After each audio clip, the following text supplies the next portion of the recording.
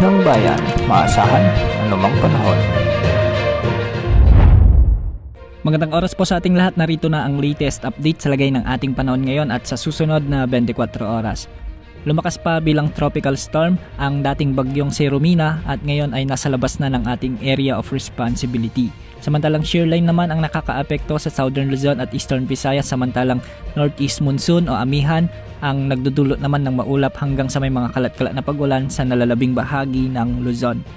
Huling namataan ang sentro ni Tropical Storm Pabuk o yung dating bagyong Romina sa layong 165 kilometers kanluran ng Kalayaan Island sa may Palawan. Taglay pa rin nito ang lakas ng hangin na umaabot sa 65 kilometers per hour malapit sa gitna at pagbugsong umaabot sa 80 kilometers per hour. Sa ngayon ay kumikilos ito ng patimog kanluran ng mabagal. Samantala dahil naman sa salubungan ng mainit at malamig na hangin o shear line ay magiging maulap naman ang mga kalangitan na may mga kalat-kalat na pagulan at pagkidlat pagkulog sa may Eastern Visayas, Bicol Region, Calabarzon, Mimaropa, Capiz at Aklan.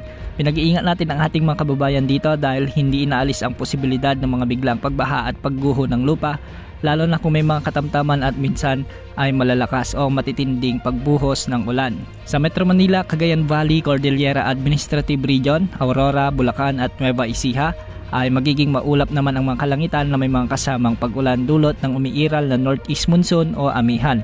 Posible rin ang banta ng flash floods at landslides lalo na kung may mga katamtaman at malalakas ding pag-ulan. Sa nalalabing bahagi naman ng Luzon ay magiging bahagyang maulap hanggang sa maulap ang mga papawirin na may mga kalat-kalat na mahihinang pag-ulan dulot pa rin ng amihan o Northeast Monsoon.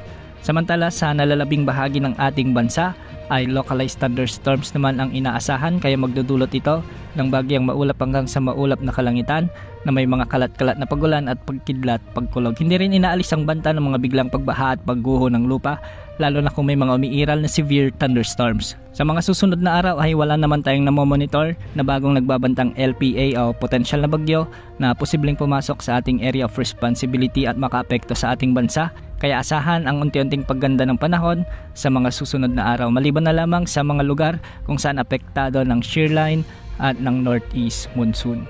Yan ang update sa lagay ng panahon. Ito po ang weather update ng bayan, maasahan anumang panahon.